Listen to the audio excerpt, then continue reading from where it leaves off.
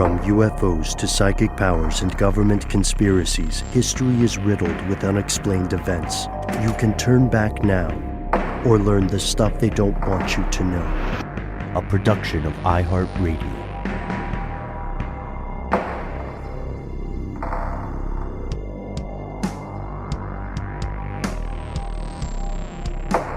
Hello, welcome back to the show. My name is Matt. Our colleague Noel is not here, but will be returning shortly.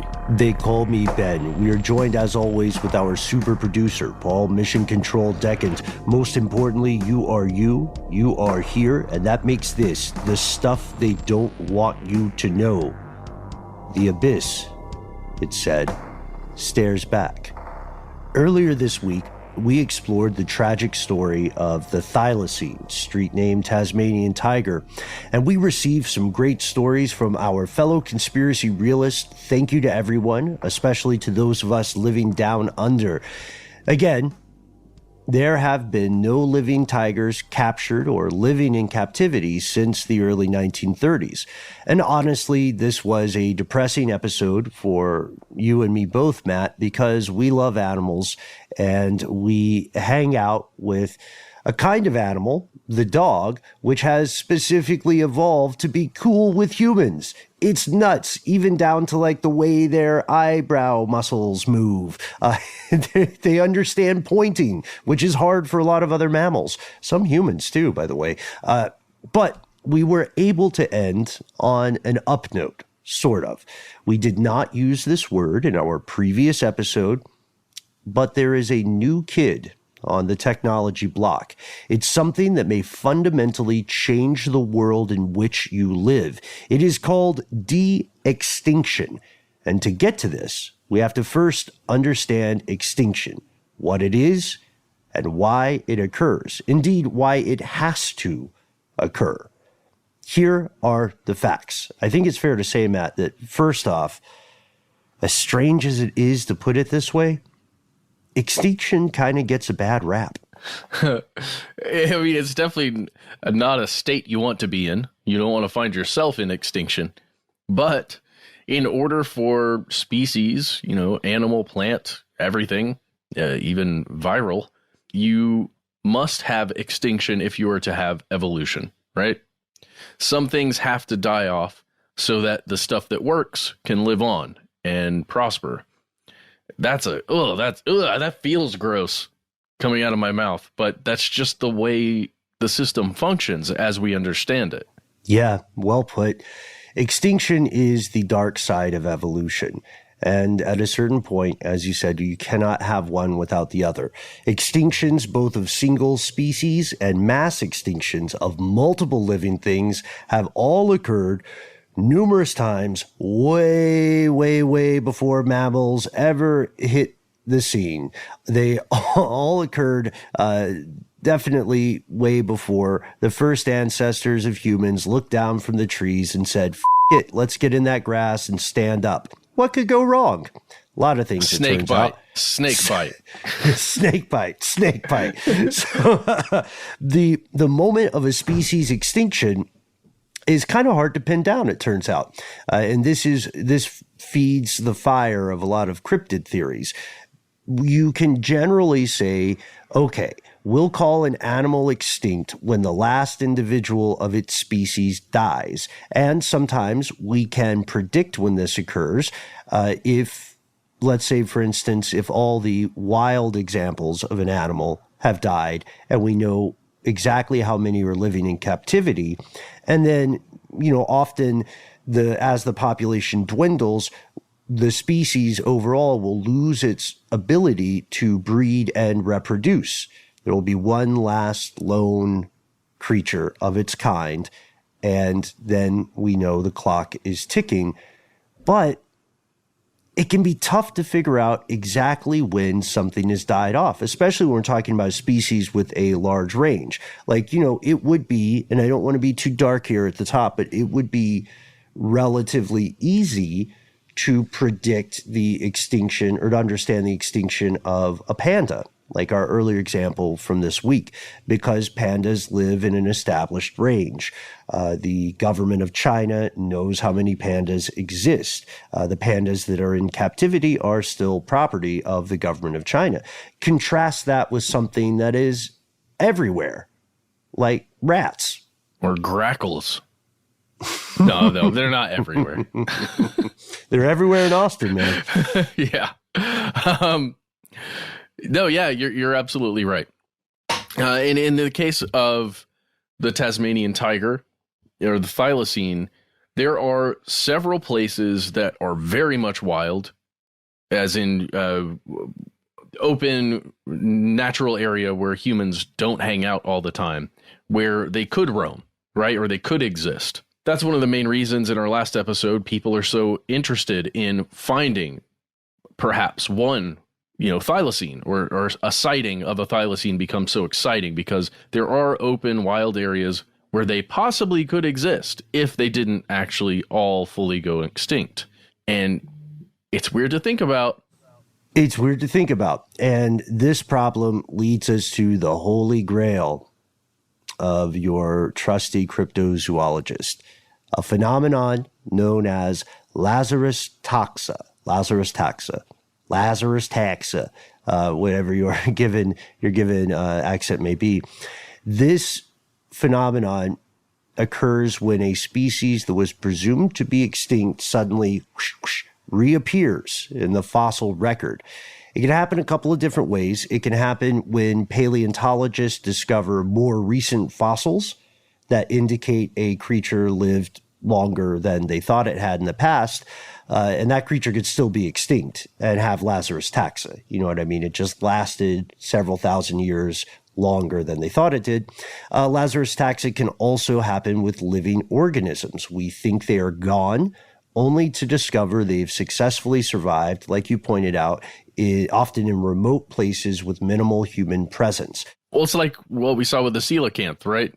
I think that's the name of the fish that we rediscovered. Oh my gosh, they are still around. We didn't think they were. That's the living organism version of Lazarus taxa.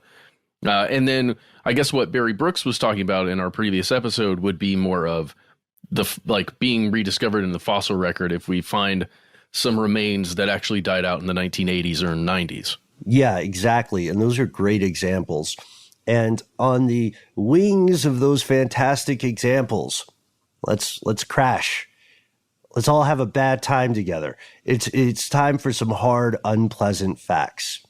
Extinction is not just a widespread phenomenon. It is a tremendously successful process. It has hit almost every single kind of living thing on the planet throughout the entirety of human history. Folks, research indicates, as we're recording this, that more than 99% of all species ever have gone extinct. For a ballpark cocktail napkin estimate, that is more than 5 billion unique kinds of life forms that, until quite recently, we thought we would never see again. Until scientific necromancy. No, that's not it. How is this? How do we call this? I love it. De-Extinction decided to be a thing. So long, super long, crazy long story short. I don't even know how many thousands of words it is. Evolution happens through this process called speciation. This is what we referred to last episode, where a new variety of one organism, there's a modification to that DNA in some way, some small mutation, and it becomes a new thing. And this organism rises, it thrives, while the very similar organism that doesn't have that mutation dies off because they don't have that new adaptation that the other one has that allows it to continue on or, get food just a little more easily than its very similar cousin. Exactly. Yeah. New varieties of organisms will arise and they will thrive when their adaptations allow them to find and exploit a given ecological niche. That's a much better way of putting it, Ben. Well, their ecological, no, it's perfect. Their ecological niche, if we want to loosely define it, just think of there are a lot of nuances here, but just think of it for our purposes today as an organism's overall relationship to resources like food and their overall interaction with enemies and competitors. And these species, like you said, they go extinct when those adaptations either no longer help them navigate a changing environment or when they can't survive because they're outmatched by competition. So in our previous story on the thylacine, we saw one very big difference between their new competitors and them. The wild dog had humans on its side, and having humans on its side made a big difference in the way things played out. But this process of evolution and its evil twin, extinction, was always part of the circle of life and death. If species never went extinct, this world would be a very different place. Humans would not be in the game because they would have never had the opportunity to evolve into their current ecological niche. The one where they use all the resources. The and one kill where they use all the other species. They use all the resources, they kill everything else, and then they have an Alfred E. Newman, what me worry moment when the bill comes due. But this is basically an explanation of the necessity of extinction. Even though it is a brutal, tragic thing, it is necessary for progress, for the world to continue on. But the extinction pattern is not restricted to a single species case. It's not just one light going out and another coming on. It's not one light going out one after the other. We're going to pause for a quick word from our sponsors, and then we're going to go big with it, real big.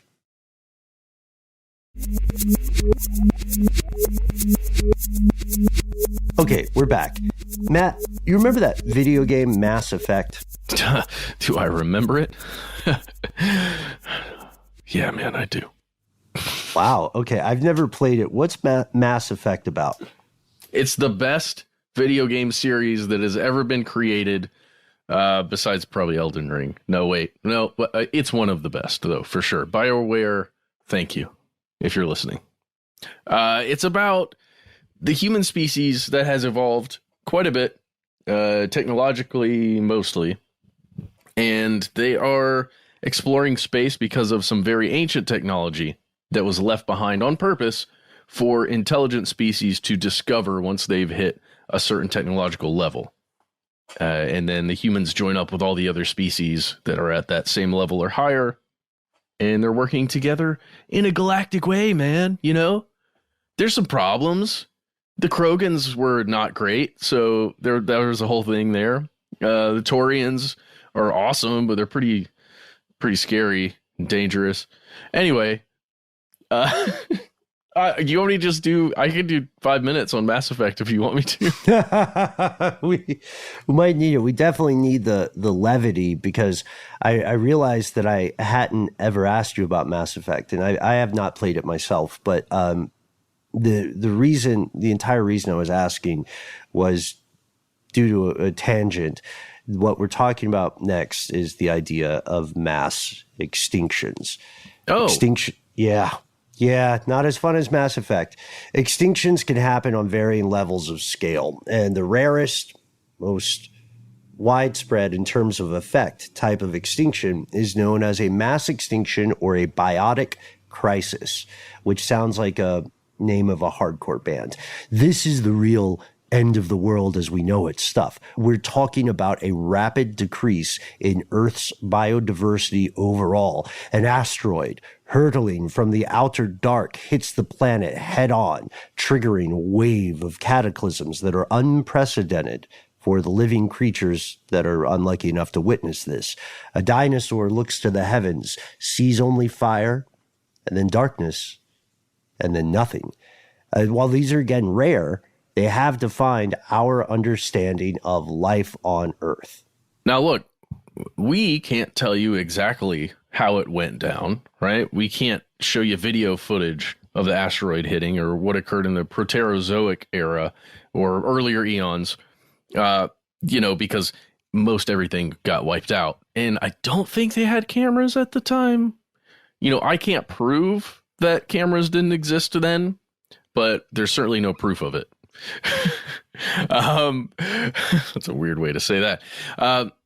But seriously, all living organisms at that time were either microbial or soft-bodied. And it appears, just through the records that we can see by basically going deep into the earth and looking at the layers, that extinction rates were pretty low back then when the creatures, the organisms, were a little more simple and small before they got larger and more complex. Because again, they did, and that's when the extinction rates seem to be higher. Because, and again, it may have to do with us just being able to more easily observe the larger, more complex organisms, the remains of those organisms. But the science tells us that this is true. Yeah, and the part about being microbial or soft-bodied is important because soft-bodied organisms are going to decay much more easily.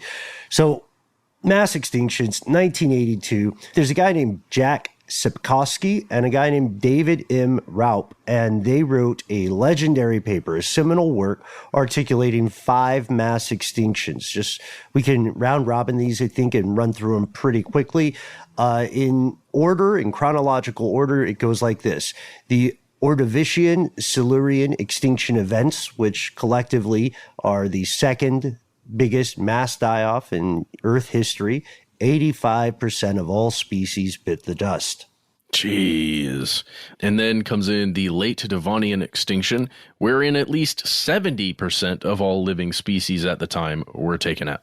Then we go to the Permian-Triassic extinction events. That's where 81% of all marine species and an estimated 70% of land species said bye-bye. Another similar one is the Triassic and Jurassic extinction event. There we're looking at 70 to 75% of all species dying. Then comes in the Cretaceous-Paleogene extinction event, wherein, again, 75% of all species said bye-bye. And this was a big win for the humans, because guess what? Mammals and birds, somehow, through that crazy extinction time, made it through. Birds and mammals, they became the things, the dominant things, the big-ish things on the planet that just took over. And, oh, dude, yeah, you make a good point in the outline here, Ben. Deep in the ocean, there is a different vibe going on. Oh, yeah. That might be its own episode. Yes. Yeah. I want Lovecraft stuff to be true. I want it so much, so ardently. So we've outlined these 5 mass extinctions. There are a ton of caveats here. The history is not as cut and dried as a textbook. There are no definite lines of demarcation. There are differences in calculating methods and so on. But still, this is awe-inspiring, terrifying stuff. It's the stuff of myth and legend. It is as if some ruthless, unknowable god wiped the whiteboard clean again and again on a whim. And yeah, you know what? Don't worry, folks. It gets worse. It gets way worse because people went back to this idea after the release of that landmark paper and they found a 6th mass extinction. If you had FOMO about the first 5, no sweat, zero perspiration. The 6th mass extinction is happening now. It is due entirely to human activity. It is called the Holocene extinction. Extinctions have occurred at over 1,000 times the background extinction rate since 1900. The rate is increasing. Things are in a very, very real way going to get worse before they get better. All right. Well, hey, thanks for listening. We hope you have a great rest of your day. Woo! No, but this is true.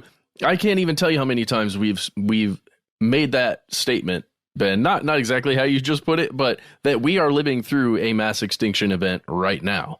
We've said that on the show numerous times because it is pretty terrifying. But it's reality. And at some point, we're going to have to just kind of come to terms with that or decide that it's time to do something about it. Hopefully we will. Maybe we will. Yeah. Maybe we won't. Yeah. Humans are great at group work. I gotcha. So there's something else interesting here.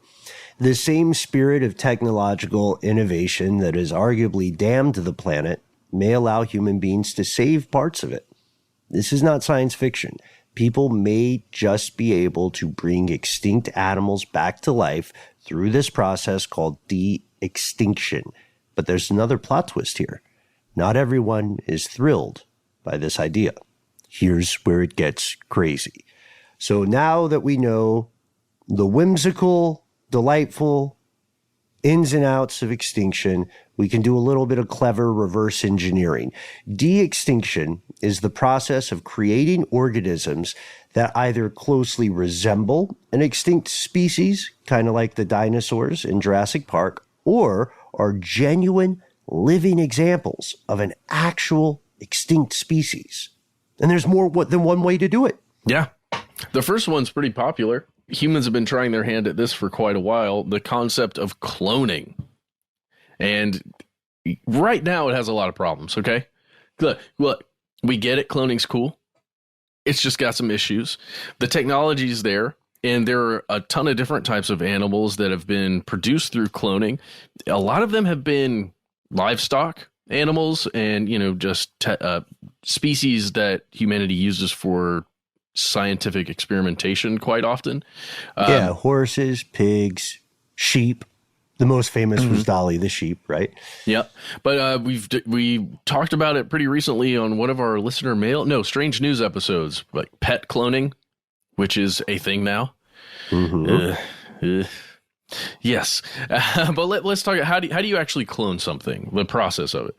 Yeah, so the how stuff works portion of today's episode, cloning, it can be done by taking the nucleus from a preserved cell of an extinct species and kind of robbing the cradle. You take that preserved cell and you swap it into an egg that doesn't have a nucleus, and it's an egg of that species' nearest living relative. Then you take that egg and you insert it into a host from the nearest living relative. And this, you can already, obviously, folks, see a couple of issues with this. This method can only be used when a preserved cell is available, meaning that it is most feasible when you're talking about recently extinct species. This is also old tech. It's been in use in some form or another since the 1950s, which may surprise a lot of people, but it has those clear limits. And there are also concerns about things going wrong in the cloning process. You don't have to have seen that Michael Keaton vehicle Multiplicity to know that there are dangers of making a copy of a copy of a copy. Yes. I think. Okay. That's the right film. Okay, good. So there's another one. There's another way to try to de-extinct something. It's quite exciting and it's a little scary. It's called genome editing. We talked about it multiple times, multiple episodes. But for anyone who hasn't had a chance to check those out yet, get thee to the podcast platform of your choice. But we've got your back. Here's a quick and dirty on genome editing. We're talking about a thing called CRISPR/Cas systems. In particular, something called CRISPR-Cas9.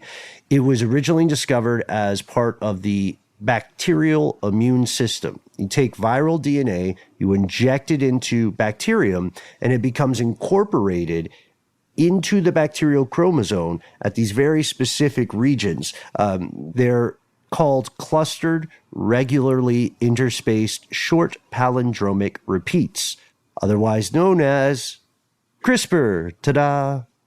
Yeah, it has nothing to do with something being crisp or not, like having the attributes of crispiness. Well, it's really interesting. So now, since the viral DNA is inside that chromosome, it gets transcribed into RNA or ribonucleic acid. And it's pretty crazy. Once that happens, it becomes RNA. This thing, the CRISPR, the Cas9 that we just described to you, it binds to the RNA. And this Cas9 can somehow recognize this weird extra thing that's on there, and it then cleaves it off. And in a way, the Cas9 protein, you can almost think of it like a knife or scissors or something that's going to break apart, cut away this extra new thing. You know what it's like? It's like an editing program, like Audition that we use to record our podcast, or maybe Final Cut, or one of these video editing pieces of software where you really are editing things. But in this case, it's not audio or video, it's life. It's DNA, it's RNA. It's crazy. Yes, yeah. And shout out to the discoverers of CRISPR, Jennifer Doudna and Emmanuel Charpentier. They rightly won the 2020 Nobel Prize for Chemistry, by the way. Good job. Just 8 years after they discovered it. Yes. And like Einstein, I would say that you should not hold them responsible for whatever terrible things humans do with it. So what they found is miraculous. There's no way around it. Sky's the limit. You can edit living things. So how does this apply to de-extinction? Well, by using living cells from a closely related species, you can start messing with the de-extinction process on a genetic level. You can edit germ cells directly such that the egg and the sperm that are produced by an extant parent species produce offspring of the extinct species. There's one big disadvantage for the purist in the crowd. This results in a hybrid creature. It's not quite the extinct species from days of yore, but because it's possible to sequence and assemble the genomes of these extinct organisms from very highly degraded tissue, it's a little more efficacious than cloning, especially when we're talking about older organisms. It allows you to pursue de-extinction in a wider array of species, including some that don't have any well-preserved remains. The issue is there's a limit to that. The older the tissue is, the more fragmented the DNA it holds becomes, meaning the jigsaw puzzle of the gene becomes increasingly more complex. So it's not perfect. Cloning and genome editing are not perfect, but they are amazing technologies. We're going to pause for a word from our sponsor, and then we're going to return with some other ways people are pursuing de-extinction, one of which, arguably, doesn't need humans at all.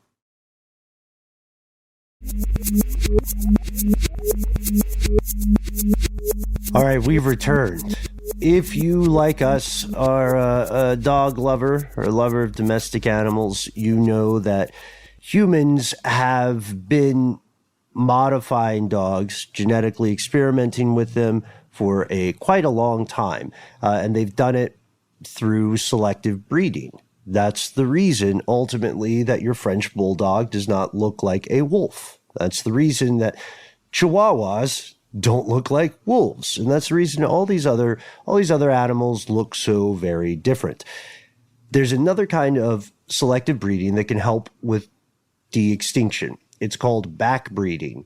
Instead of breeding an animal for traits that you like or think are cool, you can breed them for atavistic traits, for ancestral traits that may have taken a back burner over the great grind of evolution.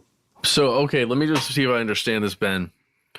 It is selective breeding, but it is attempting to gain back old traits like down the genetic line? Yeah, and to make them manifest. It's a way of aggressively and mindfully tracking genetic traits of a breeding population, extant species, and then essentially making them reproduce with specific individuals until those other traits, those older traits from the extinct species, start to present.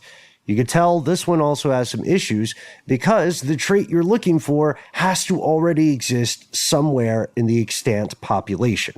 You know what I mean? So I'm shooting from the hip here. This is kind of loose, but if you wanted to break a lot of ethical laws, you could, for instance, go to parts of the world where people have a higher than average percentage of Neanderthal DNA. There are no living Neanderthals, but their legacy remains. And certainly it remains in you. Odds are, if you're listening to this show, you have a likelihood of having some small percentage of Neanderthal DNA. So the idea with backbreeding here, just put very loosely, is that if you could convince people to participate, or dark side of mad science, force them to participate, then over time you may possibly be able to breed something that is increasingly close to the Neanderthals of old. It still won't be the same, because while you can potentially recreate or re-express certain traits, it's genetically not going to be the exact organism that you seek to resurrect. It'll just be very much like it. It'll be like the Etsy version of that, or the Wish version of that. I can't remember how that joke goes. It's the cosplay version. It's the cosplay version. It's not quite cosplay, but yeah, I get it. It's not quite. Yeah. It's like that looks a lot like Sonic the Hedgehog, but I don't think it's Sonic. But it's still closer than it would have been when at the population's baseline. And then there's something else that we teased before the break, which is a kind of de-extinction asterisk, that does not actually need technology, and it does not actually need humans to work. It's something called iterative evolution. Yes, iterative evolution. This thing is fascinating to me. So in this case, you have a species that does in fact go extinct, let's say the thylacine, and the thylacine still has some very similar cousins from an evolutionary perspective. Those continue to exist. They are breeding like crazy. They've got thriving populations. And eventually, at some point over time, one of those, or a small group of that species, then starts exhibiting traits that the thylacine had. And then they continue breeding and breeding and breeding. And then you get another thylacine-like or very, very similar thylacine, a new version of a thylacine that isn't quite thylacine, but is very, very close. Yeah, and this is nuts. So people often tend to think of species as a relatively static life form, but they are all, like every other living thing, they're works in progress. And thanks to iterative evolution, it is possible for a species to evolve to the same thing at multiple points. Trippy, I know. The best way to understand this maybe is a specific example. So one of the most extreme, famous examples of this is a humble little bird called the white-throated rail. The white-throated rail is not the most impressive of birds. It's about the size of a chicken. It can't fly. It can't do a lot of the cool things that birds do, but it still has a lot of the disadvantages of being a bird. It's a bird without bird powers. That's what I'm saying. So okay. It's the only flightless bird in the Indian Ocean. And once upon a time, research found it had gone extinct, but thanks to iterative evolution, without the help of humans, it came back. It evolved in the same way multiple times at different times from the same ancestor. This study was in the Zoological Journal of the Linnean Society. And in two separate instances, tens of thousands of years apart, a rail species was able to colonize this island called Aldabra and then evolve to become flightless on both occasions. So it just did it again. It just evolved again. It just came back after it died. You know what I mean? It went extinct and it said, not today. And then 10,000 years later, it was back in the game. So, wow.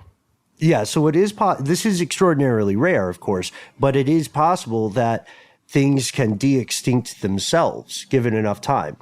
One of the big downers about this from the somewhat selfish human perspective is that humans don't currently have the lifespan that would be necessary to monitor the entirety of this process in real time. But still, it's comforting to know that even without human beings, Earth kind of has its own back pocket way to cheat extinction. I guess a glib way to put it, but kind of cool, right? That's really cool. You know, I think we both agree that's cool. It's amazing. You know what I mean? But with that in mind, it might surprise some of us in the audience today to learn that not everybody is on board with de-extinction. They have some problems with it. Experts have some problems with it. And as wild as it sounds, they make some really, really good points. Like okay, mammoths. Everybody's excited about mammoths coming back, whether it's through cloning, genomic editing, what have you. Mammoths, for example, evolved to live in an environment that in many cases is no longer the same today. So they could come back on the scene, be released in the wild, and function effectively as invasive species, wreaking havoc on everybody. Like, we thought the mammoths were gone. Oh, shit, run. Yeah, and they're functioning way too well, and they also are breeding way too much. Yikes. Oh, here comes that giant herd of mammoths again. Everybody get off the road. They're back again. That could be a really bad situation. Yeah, I can imagine that. And, think about the thylacine. If you were able to successfully bring them back through this process, they are a predator species, depending on where they end up thriving if you did bring them back, or perhaps, an island like Tasmania that they recolonize. It could spell disaster, serious disaster. If they're gone. If they're actually gone. I'm just holding out hope because of that paper. But yes. Oh, Ben, we took this out in our previous episode. Barry Brook, person we were speaking about last episode, we took it out, but you made this point, Ben, that he is saying they're extinct, right? Yes. Yeah. He and his team are saying that the thylacine is overwhelmingly likely to be extinct. The revelatory parts of their research concern the time frame of that extinction, which again can be difficult to tell depending on the range of an animal. Still, they are saying in that paper, there's this tiny, tiny, tiny chance, and I will take it, dude. But all right, with the thylacine example, let's say they're de-extincted. They may not be able, a de-extincted animal may not be able to survive in the natural world, especially if they went extinct a very long time ago. Like, for instance, a life form that lived when the chemical composition of the atmosphere was different. Then they wouldn't be able to vibe really well here in 2022. And then also, this could lead to the extinction of other living species. Because what if you bring back some predators from the days of yore and they just go ham, just go hard? Because this new world may be unfamiliar to them, but there are a lot of soft creatures around that have lost the adaptations that allowed them to survive when this predator had its first go around the sun. Yeah, those white-throated rails aren't going to fare very well if thylacines are just running around and the rails can't fly still. Yeah, and thylacines love eating birds, man. They'll get down on an emu. So the next problem is that, and this is weird to think about, but it is a valid concern. What if you go to all this trouble bringing an entire species back from the grave and you don't bother changing the factors that led to their extinction in the first place, and then eventually they just go extinct again? All that work for nothing. That's a bummer, right? And that's not even counting the idea that new diseases could wipe out a de-extincted creature. And there was one other point that conservationists brought up, which I feel like we should mention. And maybe we should end on this because this leads us to a bigger conversation. De-extinction at this point is crazy expensive. Imagine a number. It's higher than that. So much so that conservationists are asking, and I want to see what you think about this, man, because we didn't talk about this yet off air. Conservationists are saying, you know what? We are in the sixth great mass extinction. We're in an actual biotic crisis.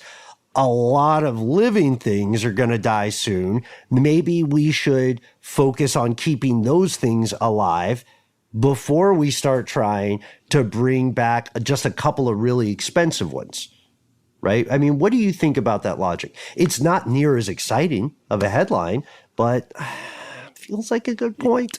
Yeah, I mean, certainly we should be focusing the vast amount of our resources on keeping species alive, including humans. That would be great if we could do that somehow. I don't know how. It's not like we've just got,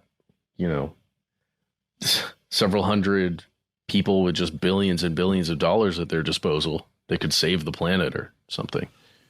Wait. Yeah. But it's a question that's tough to answer. The reality of this is that there's more to the concept of de-extinction than you might initially assume. Certainly more than we initially assumed, but it is real. We are living in a world where you may one day see a mammoth. You may one day see a thylacine. And you know what? Shout out to everybody who says, hey, Ben, Matt, Mission Control, I already did see a thylacine. You know what I mean? Read the email.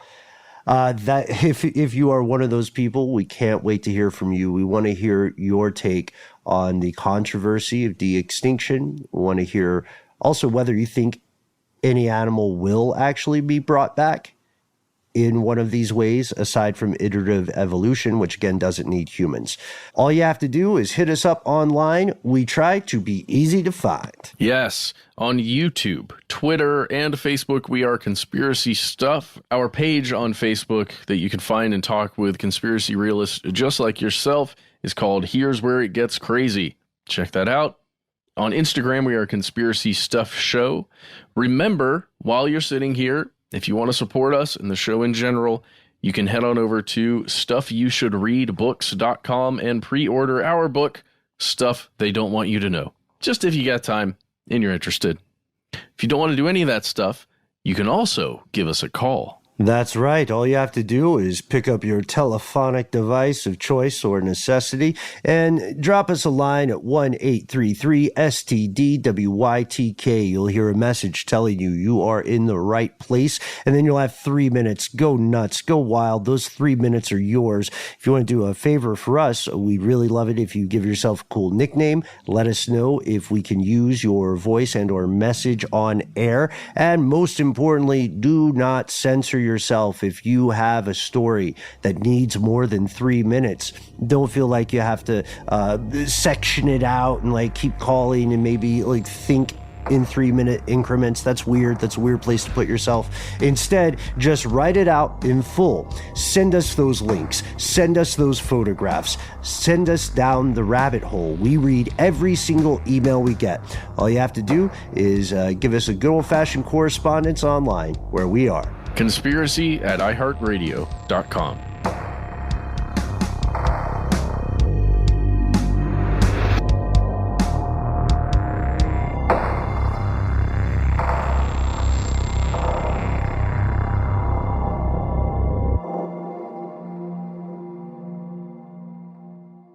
Stuff They Don't Want You to Know is a production of iHeartRadio. For more podcasts from iHeartRadio, visit the iHeartRadio app, Apple Podcasts, or wherever you listen to your favorite shows.